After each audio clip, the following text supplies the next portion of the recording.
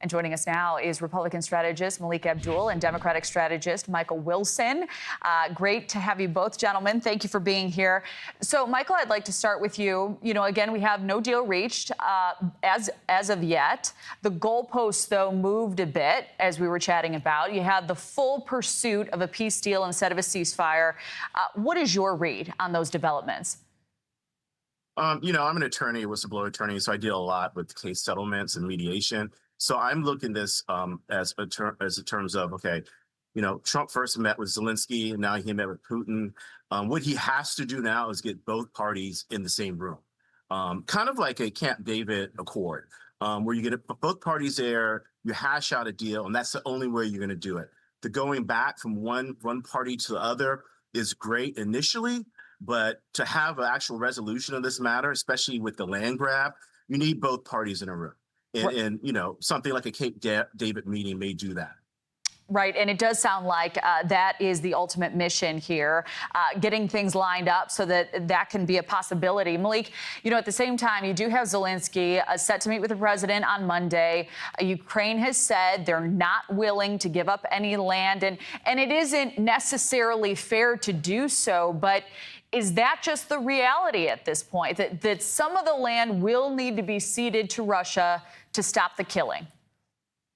Well, hats off. Well, first of all, thank you for having me, and hats off to your graphics team, because I'm glad that they've been continuously showing the map so people can understand what exactly, because most people don't understand Western Russia, Eastern Ukraine. They don't understand it at all. But looking at it on the map, you get a sense of the territory that Russia actually controls. The Donbas region, meaning the Luhansk and the Donetsk region, Russia and Russian forces control the majority of that area. So the question for Zelensky is, and I don't know what that looks like, because it doesn't seem as if Putin is backing off on at least controlling those areas. He's kind of backed off on some of those areas to the south of that, but the areas like the Zaporizhia and other areas, that is still contested. But Russia literally controls the majority of the Donbas region. So I don't know if I understand definitely from Zelensky's perspective, he doesn't want to give up any land, but I just find it hard not to. And it is encouraging that knowing what Putin is still sticking to his guns on,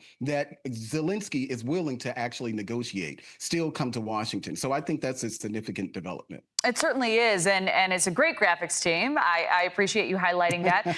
Also, what's really eye-opening about this map is it hasn't changed much in months. Many folks thought that this was going to be sort of a quick war, an immediate takeover, and that has not happened, speaking to the might of the Ukrainian forces. I wanted to switch topics here quickly, and likely something that brought Putin to the table as well. Michael, back at our nation's capital, some major developments in the federal D.C. takeover. So first you had U.S. Attorney General Pam Bondi stripping power from the D.C. police chief, putting the head of the DEA in charge.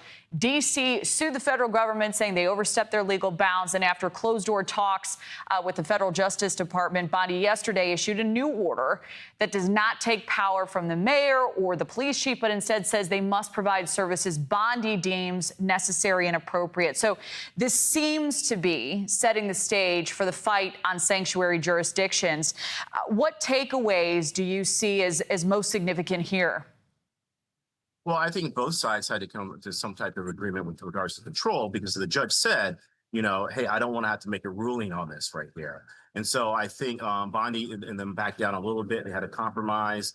And I think moving forward, there's always been this love-hate relationship with D.C. and President Trump. I'm from D.C. It's primarily Democratic. It always has been, but yet it's not a state. And so the federal government has control over it. So I think there will be a little bit of a standstill, but I think ultimately, again, there will be a compromise here where Trump and the mayor will work something out. Yeah, and, Melik, you have supporters of these moves. You have protests happening at the same time. We're taking a live look in D.C. right now. A White House official telling News Nation that more than 240 arrests have been made since operations began last week. You had dozens of homeless encampments cleared since the president took control of the city. His critics say, and many on the left as well, crime has been down significantly in D.C. But the way people feel is really front and center here. You know, Gallup reporting in March, 47% of respondents worry a great deal, quote unquote, about crime. So is this a winning political issue for Republicans to continue with these types of crackdowns? And when do you believe they may go too far? I'm so glad that you talked about how people feel. And when I'm on the show, I always talk, when I'm talking about the economy, and then I say that how people feel typically is how they vote, irrespective of what the larger macro numbers actually are. It's how people feel. Yes, crime has gone down. The Trump administration touted the 25% drop in crime just in April. So yes, crime has gone down. Even carjackings have gone down from where they were about 900 carjackings in 2020.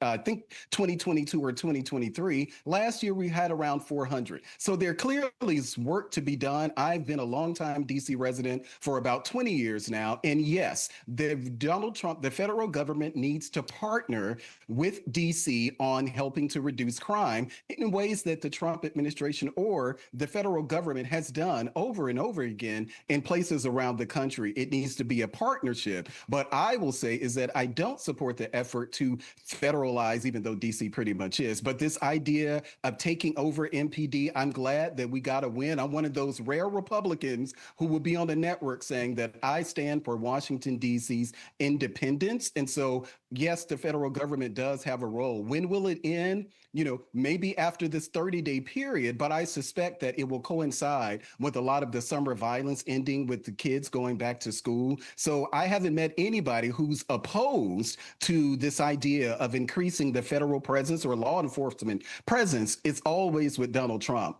how he goes about it. Right. The style points matter significantly here. We're up against the clock, Michael, but we have 30 seconds left. I'll give you the last word. Well, I would say maybe crime's down now, but listen, you know, I was in DC back and forth, and, you know, you go through Northern Virginia and you have all the government workers with signs in their yards.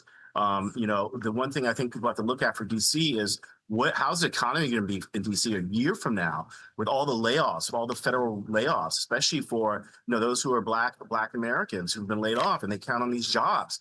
You know, is that going to increase the crime rate? That's a big concern. I think that we have to look forward to the future. And I think President Trump should be concerned about that, and definitely the mayor of DC. Melik Abdul, Michael Wilson, it is always a pleasure, gentlemen. Thank you so much. Thanks for having us.